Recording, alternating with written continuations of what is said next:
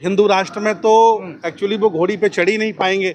अभी चूंकि संविधान के भारत में घोड़ी पे चढ़ने का साहस करते हैं। हिंदू राष्ट्र बन जाएगा तो फिर वो घोड़ी पे नहीं चढ़ पाएंगे, बल्कि उनकी बिटिया पालकी में बैठाल करके अमुक व्यक्ति के घर ले जाई जाएगी शुद्धिकरण के लिए। ये हिंदू राष्ट्र का पर्याय होता है। लोग ये कह रहे हैं कि जातिवाद और ये खत्म हो गया है, वो रोटी बेटी का संबंध करें, एक दूसरे को हक हिस्सेदारी दें, एक दूसरे का सम्मान करें, और नहीं तो ये सब झूठी बातें हैं। आज भी देश में जातिवाद है, आज भी देश में धर्मवाद है, आज भी देश में वर्गवाद है, काला और गोरा है, सब कुछ चल रहा है। गैर बराबरी है, बराबरी है, अमीरी है, गरीबी, सब बराबर चल रहा है। सर, देश में अमृत काल चल रहा है, 21वीं सदी है, 75 साल हो गए देश को आज़ाद हुए। आज भी दलित अपनी बारात घोड़ी पर नहीं निकाल सकता। अगर कहीं घोड़ी चढ़ाई जाती है तो उनके साथ मारपीट होती है, हिंसा होती है और बारात को वापस कर दिया जाता।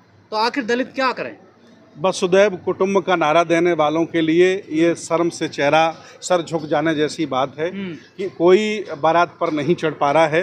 ये संविधान से चलने वाला भारत है। यहाँ मुख्यमंत्री, प्रधानमंत्री जनता चुनती है। अगर ऐसा कोई करता है तो कठोरता से सरकार पालन करे। ये भारत के खिलाफ, मानवता के खिलाफ है। ये कुकृत्य बर्दाश्त नहीं किया जा सकता। ऐसी घटनाएं रुक नहीं रही हैं। आखिर सर क्या करें? जातिवादी गुंडे आते हैं और बारात पे पथराव करते हैं, हिंसा करते हैं उसके साथ। तो क्या किया जाए इन जातिवादी गुंडों का? नहीं, जो आखिर ऐसा करते उन्हें मिल क्या जाता है? उन्हें कौन सी संपत्ति मिल जाती है, कौन सा पद सम्मान मिल जाता है? बस ये है कि वो अपने आप को ये दिखाते हैं कि मैं ऊंची जाति का हूँ, नीची जाति की बारात नहीं निकलने दिया हूँ। ये मानसिकता भारत को धूमिल करती है, भारतीय संस्कृति के खिलाफ है। हमेशा यहाँ कमज़ोर अच्छे लोगों का सम्मान रहा है।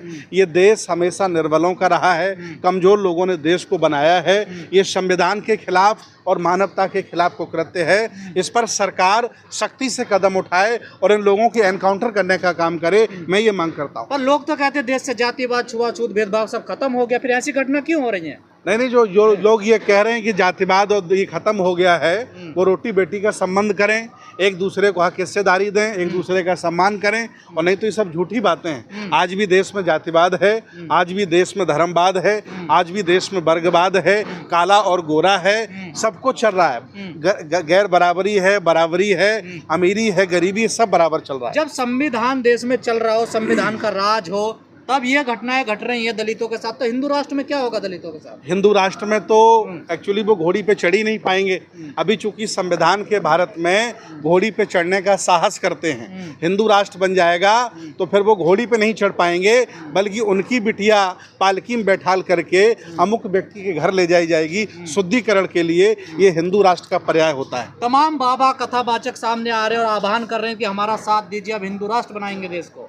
नहीं, हम भी सहमत हैं हिंदू राष्ट्र से। मोदी जी जिस तरह से नोट बंद कर गए, उसी तरह से ये घोषणा कर दें कि जाति खत्म हो रही है, सभी लोग अपनी अपनी जातियां लिखना बंद कर दें, सभी जातियों में रोटी बेटी के संबंध होंगे, और एक ऐसा गांव पहले बसा के दिखाएं जिसमें आपस में समन्वय हो, आपस में प्यार मोहब्बत हो, फिर वो देश को बनाने की बात करें। ये सब फर्जी बातें हैं।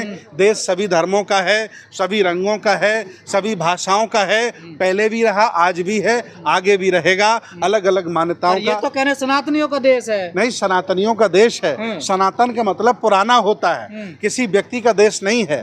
सनातन का मतलब पुराना है, प्राचीन है, किसी व्यक्ति का देश नहीं है।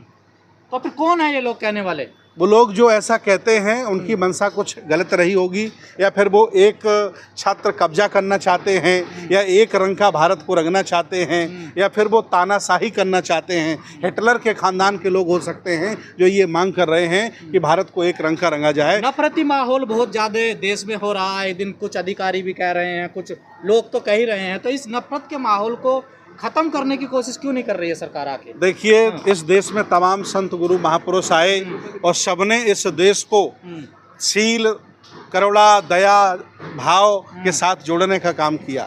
तमाम इसमें ऐसे भी लोग आते रहे जो नफरत फैलाते रहे, जातिवाद फैलाते रहे, और ये हमेशा रहे हैं। पहले भी थे, आज भी हैं, आगे भी रहेंगे। लेकिन इस देश का अमन, चैन, शांति तभी संभव है जब सब लोग मिलजुल के रहें, एक दूसरे का सम्मान करें, और एक दूसरे के त्यौहार, एक दूसरे की संस्कृति की सम्मान करें और रक्षा करें। आपने त्यौहार का जिक्र किया, होली है 2 दिन बाद, लेकिन तमाम लोग कह रहे हैं कि उसी दिन जुम्मा भी है, कि जुम्मे की नमाज ना पढ़ें उस दिन और होली खेलने दिया जाए। जिसे होली- रंगों से दिक्कत हो अपने घर में रहे। होली खेलने वाले होली खेलें, नमाज पढ़ने वाले नमाज पढ़ें। सबका अपना अलग अलग स्थान है इस भारत में और सबको हमेशा सम्मान मिला है। जो ये नफरत फैलाना चाहते हैं, या तो वो सफ़ेद पोश नेता हो सकते हैं या जाति नफरत फैला कह रहे करके। मुसलमान अपने घरों में रहे उस दिन। नहीं, मुसलमान अपने नमाज मस्जिद में पढ़ने जाएं, पहले भी हमेशा जाते थे, जुमे की नमाज पढ़ें और हिंदू भाई होली खेलें। मैं तो वैसे कई गांव आपको बता दूं जिसमें हिंदू भी रहते हैं और मुसलमान भी रहते हैं और एक दूसरे पर होली भी खेलते हैं और एक दूसरे के कार्यक्रम में भी शामिल होते हैं और एक दूसरे के कह सकते हैं ईद के त्यौहार में भी शामिल होते हैं। ये लोग जो नफरत फैला रहे हैं, ये नेता हो सकते हैं, उनका कोई व्यक्तिगत लाभ होगा। चलिए ठीक।